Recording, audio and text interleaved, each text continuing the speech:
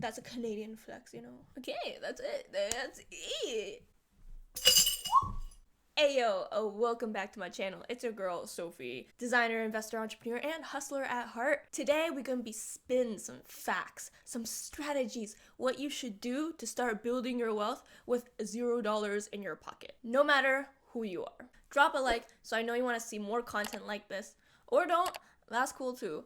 But hey, it's free, and it helps me out tremendously, so I think you should do it. And let's jump right into it.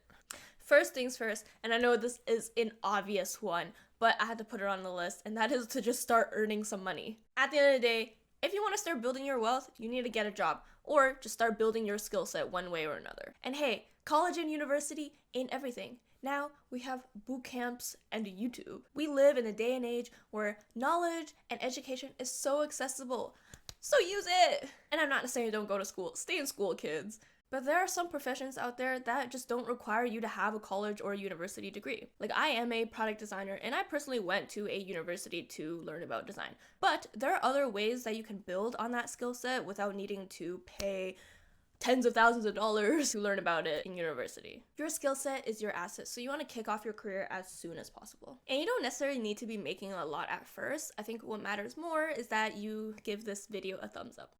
I think what matters more in the beginning is that you're just getting the experience and you're building up your resume. And if you are in school, I think you should find a way to balance learning and a part-time job. And hey, it could be a good breather from what you have to think about every day from going to school. Unless you're maybe a trust fund baby, there is no lazy way of building your wealth. If you don't actually go out there, find a job, or build your skill set and try to make money on your own.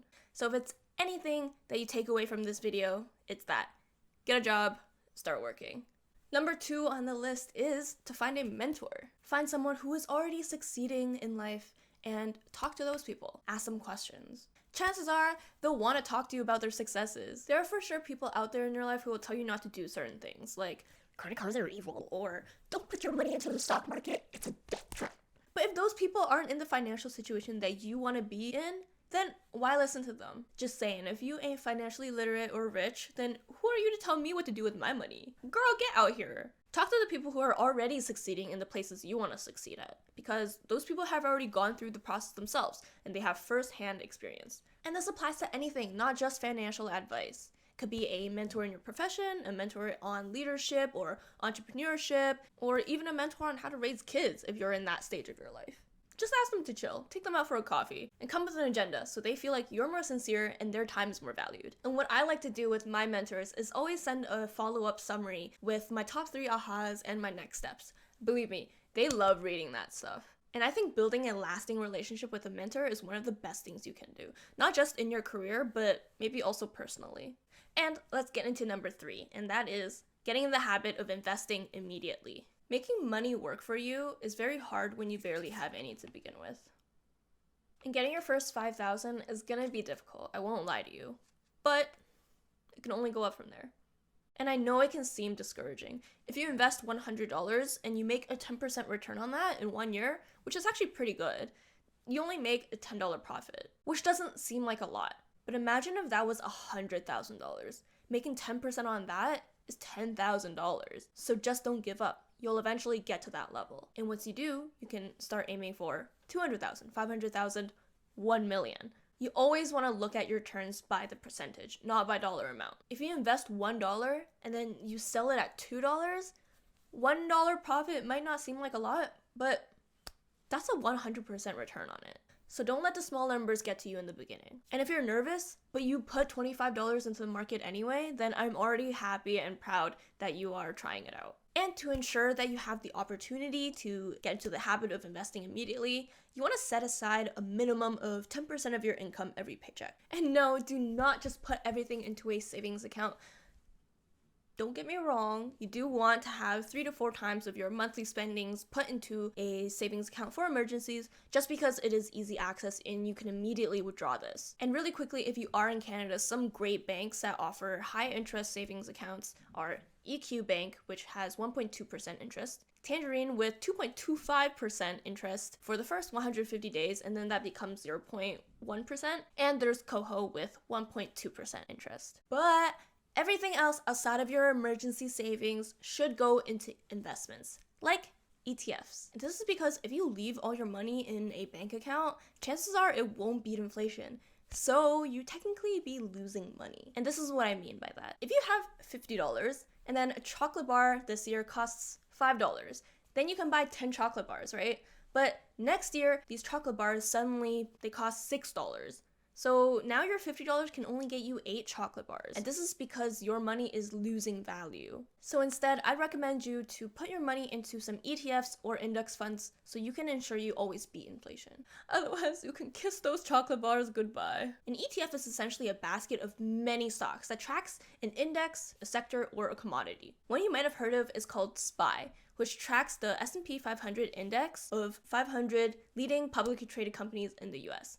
Which I highly recommend for beginner investors. Just put your money in, dollar cost average it, and ride the wave. Keep in mind, don't focus on the word trading. You are investing. There's a difference. You're leaving your money in the market for the longer term, which historically has always gone up.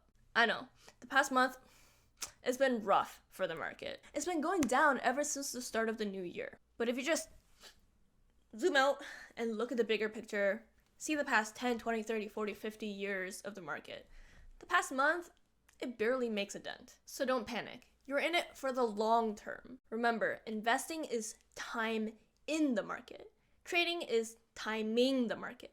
And time in the market beats timing the market. And what a better way to get in than to use my link down below to sign up for Wealthsimple Trade. You can get 2 free stocks worth up to $4,500. It's practically free money. And let's get into number 4.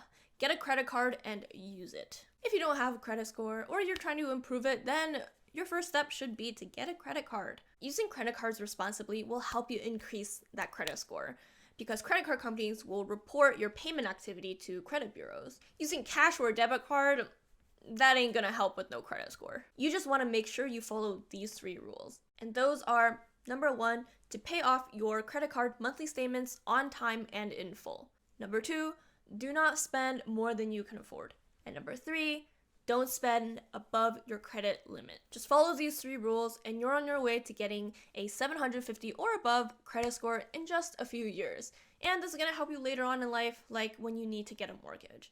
Outside of a credit score, credit cards can actually help you save money because most nowadays offer rewards like cash back or points. This means that every time you spend, you'll get, for example, 2% of that back, or you'll get a bunch of airline points, so you never have to fly to Hawaii using your own money ever again. Pulling out a stack of cash might seem cool to some, but to me, I think a better flex is pulling out a wallet full of different types of high reward credit cards that you can all follow those 3 rules for. And number 5, this one's to all you students out there, is to take advantage of your student loans. Say you're a university or college student, or a soon-to-be one. If you qualify for student loans, always take it. Remember, there's good debt and bad debt. Bad debt being those with above 5% interest rate. Your student loans, you don't have to worry about paying it off until after you graduate. It's essentially money loaned to you at no cost, so always take it, even if you don't need it. But here's the catch, okay? You gotta not spend it on just random things. So spend it on the things that you actually need to spend it on. Knock those things off first, like your actual program, how much that costs,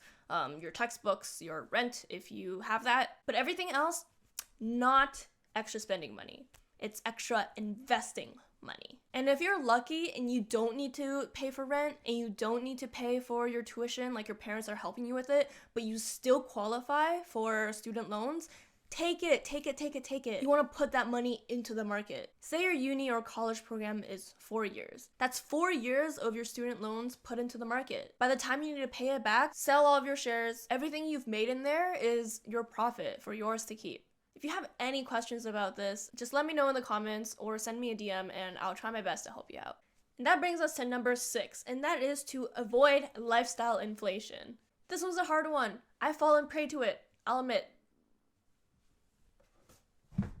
I'm kidding, I love this hat. I'm sorry, my boo. Sometimes when you start making more money, you spend more too. Like one of the most common unnecessary expenses is a fancy new car. There will be a time when you reach a certain threshold of income and you're like, you know what?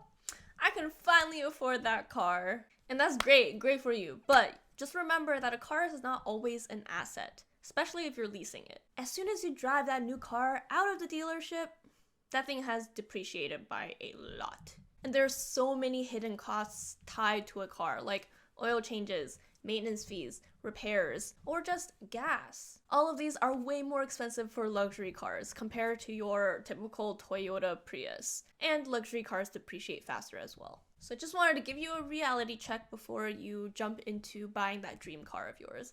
Don't let lifestyle inflation creep up on you. And this ties into my last tip, which helps catch lifestyle inflation as early as possible if it does happen. And that is to keep track of your net worth, learn your spending habits, and set budgets. I love doing this, and you should get into the habit of as well. I use 2 apps on my phone, and that is Wealthika, which is for Canadians, and a more widely known one called Mint by Intuit. You know that company that I made TurboTax? Yeah, that one. You essentially connect all your bank accounts and financial institutions. These 2 apps will organize your liabilities or debt and all your assets. And then you can keep track of where all your spendings are going, and you can set budget goals for yourself. And it can be actually quite fun to see your portfolio grow. And you'll also feel more in control of your life when you have a better sense of how much you make, how much you spend, and how much you should save. This video is not sponsored by them, but I just highly recommend you to go check them out. They beat the old spreadsheet. Anyways, that is all. Thank you so much for watching. Hit subscribe if you enjoyed the video, and I hope you guys all learned something new today. Stay curious, stay hustling. I'll see you guys next time. I made it through everything I never thought I would. Heading back, now I'm here and it just feels so good. We're alive, we can breathe, now let's break some rules.